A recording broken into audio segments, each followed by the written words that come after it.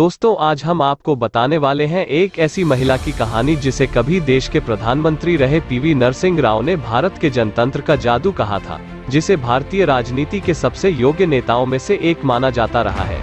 जी सही समझे आप, वो है उत्तर प्रदेश की पूर्व मुख्यमंत्री मायावती, जो कि बहन जी के नाम से भी जानी जाती है।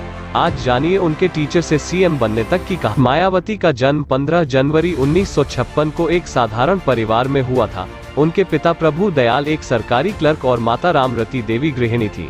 मायावती 2 बहनों और 6 भाई समेत जेजे कॉलोनी के एक छोटे से घर में रहती थी। दोस्तों मायावती राजनीति में आने से पहले दिल्ली में एक टीचर थी। मायावती की राजनीति में आने की कहानी भी काफी रोचक है।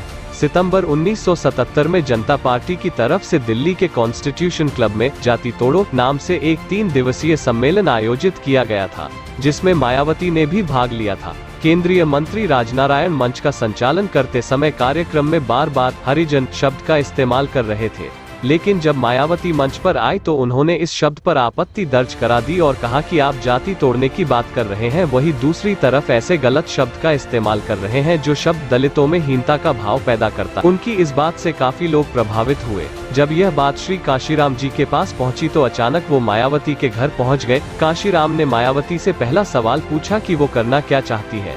मायावती ने कहा कि वो आईएएस बनना चाहती हैं ताकि अपने समुदाय के लोगों की सेवा कर सके।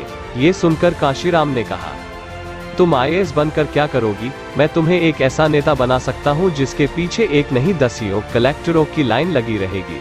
तुम सही मायने में तब अपने लोगों की सेवा कर पाओगी। इसके बाद मायावती अपने पिता के विरोध के बावजूद काशीराम के आंदोलन में शामिल हो गई। दोस्तों राजनीति में आने के लिए मायावती को अपना घर तक छोड़ना पड़ा।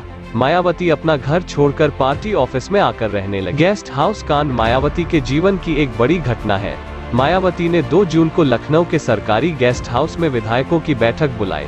उसी दौरान वहां मौजूद कुछ नेताओं ने गेस्ट हाउस घेर लिया और उनके विधायकों पर हमला कर दिया।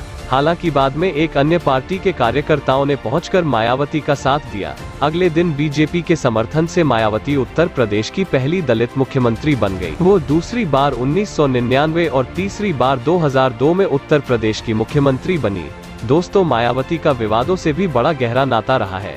मायावती 2002 में ताज कॉरिडोर मामले में विवादों में आई।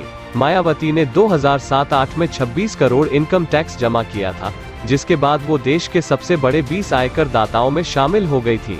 मायावती अपने जन्मदिन पर गिफ्ट लेने और नोटों की माला पहनने सहित कई बार चर्चा में आई। दोस्तों अगर आगामी 2022 विधानसभा चुनाव के मद्देनजर देखा जाए तो मायावती के सामने कई बड़ी चुनौतियां खड़ी हैं। पिछले लोकसभा चुनाव हो या विधानसभा चुनाव, बसपा की सीटें लगातार घटती ही गई हैं। ऐसे में मायावती के सामने सबसे बड़ी चुनौती अपने मूल वोट बैंक को बचाना है। दोस्तों अब आगे देखना यह है कि मायावती अपनी इस चुनौती में कामयाब हो पाती हैं या नहीं।